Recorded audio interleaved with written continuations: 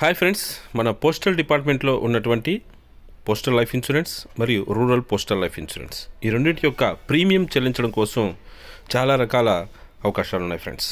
So తొలుత మన post ఆఫీస్కి వెళ్ళి డైరెక్ట్గా పేమెంట్ చేయొచ్చు. అయితే ఇది చాలా పాత పద్ధతి ఫ్రెండ్స్. ఇప్పుడు ఎవరు కూడా పోస్ట్ ఆఫీస్కి వెళ్ళి లైన్లో నిలబడి పేమెంట్ చేయాలని అనుకోవట్లేదు. సో అందుకే మనకి వివిధ రకాల ఆన్లైన్ పేమెంట్స్ అనేటువంటివి అందుబాటులోకి తీసుకొచ్చింది ఫ్రెండ్స్ మన పిఎల్ఐ. సో ఇప్పటికే మన పోస్ట్ ఆఫీస్లో ఉన్నటువంటి ఏటీఎంల ద్వారా పిఎల్ఐ ప్రీమియం పేమెంట్ చేయొచ్చు. అలాగే స్టాండర్డ్ ఇన్స్ట్రక్షన్స్ అని ఒకటి ఉంటుంది ఫ్రెండ్స్. దాని ద్వారా మన పోస్ట్ ఆఫీస్ ఎస్బీ అకౌంట్లో కన్నా డబ్బులు ఉన్నట్లయితే ప్రతి నెల కూడా మన పిఓఎస్బీ అకౌంట్లో నుంచి డెబిట్ అయిపోయి మన పిఎల్ఐ లేదా ఆర్పిఎల్ఐ ప్రీమియంగా కన్వర్ట్ అయిపోతూ ఉంటుంది ఫ్రెండ్స్. అలాగే మనకి మొబైల్ బ్యాంకింగ్ ఉంటుంది పోస్ట్ ఆఫీస్లో, దాని ద్వారా పే చేయొచ్చు.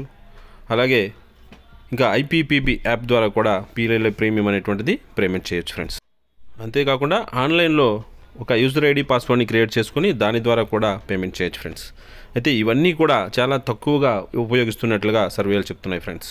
సో అందుకోసమే న్యాచ్ ఫెసిలిటీని కూడా తీసుకొచ్చింది ఫ్రెండ్స్ ఇప్పుడు మన పిఎల్ఐ డైరెక్టరేట్.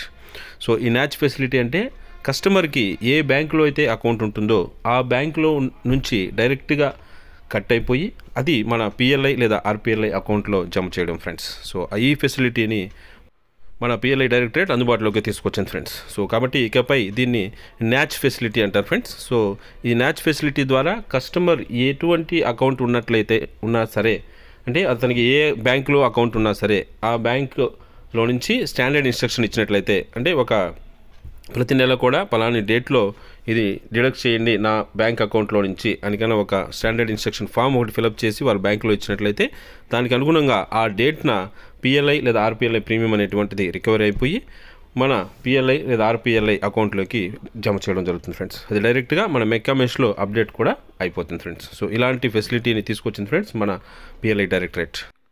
సో కాబట్టి ఈ న్యాచ్ ఫెసిలిటీ ద్వారా కస్టమర్కి ఏ బ్యాంకులో అకౌంట్ ఉన్నా సరే ఆ బ్యాంక్ నుంచి డిడక్ట్ చేసి డైరెక్ట్గా మన పిఎల్ఐ ఆర్పిఎల్ఐ పాలసీల యొక్క ప్రీమియంని చెల్లించవచ్చు ఫ్రెండ్స్. అయితే ఒక్కొక్క పాలసీకి ఒక్కొక్క న్యాచ్ ఫెసిలిటీ ఇవ్వాల్సి ఉంటుంది ఫ్రెండ్స్. ఒకవేళ ఒక కస్టమర్కి ఒక 4-5 పాలసీలు ఉన్నాయనుకోండి, అన్నింటికి కలిపి ఒకటే ఇస్తానంటే అది కుదరదు ఫ్రెండ్స్. ఒక్కొక్క పాలసీ నెంబర్కి ఒక్కొక్క న్యాచ్ అనేటువంటిది యాడ్ చేయాల్సి ఉంటుంది ఫ్రెండ్స్. సో దానికి చేయాల్సింది ఏంటి అంటే మీరు పోస్ట్ ఆఫీస్కి వెళ్ళి ఈ న్యాచ్కి సంబంధించినటువంటి ఫామ్ తీసుకొని ఆ ఫామ్ ద్వారా ఒక్కొక్క పాలసీకి ఈ న్యాచ్ ఫెసిలిటీ ఇస్తున్నట్టుగా మనకి ఇచ్చినట్లయితే దాన్ని బ్యాంక్ వాళ్ళు యాక్సెప్ట్ చేసి మన పిఎల్ఐకి ఆ అమౌంట్ని ట్రాన్స్ఫర్ చేయడం జరుగుతుంది ఫ్రెండ్స్. ఇందువలన ఫిజికల్గా వచ్చి డబ్బులు కట్టడం అంటే ప్రాబ్లం ఉండదు.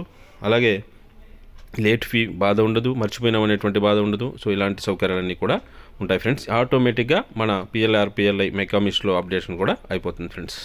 అయితే ఇది ఇవ్వడానికి డేట్స్ కూడా కొన్ని ఇవ్వడం జరిగింది ఫ్రెండ్స్. సో ఈ ఆప్షన్ ఇవ్వడానికి ఎవ్రీ మంత్ 7th కానీ 12th కానీ లేదా 17th ఈ 3 డేట్లో ఏదో ఒక డేట్స్ని ఎన్నుకొని ఆ డేట్లో పిఎల్ఐ ప్రీమియం రికవరీ చేయండి అని బ్యాంకుకి ఇచ్చినట్లయితే ఆ బ్యాంకు వారు ఆ డేట్స్లో మీ యొక్క బ్యాంక్ అకౌంట్ నుంచి డిడక్ట్ చేసి మన పిఎల్ఐ లేదా ఆర్పిఎల్ఐ అకౌంట్కి జమ చేయడం జరుగుతుంది ఫ్రెండ్స్.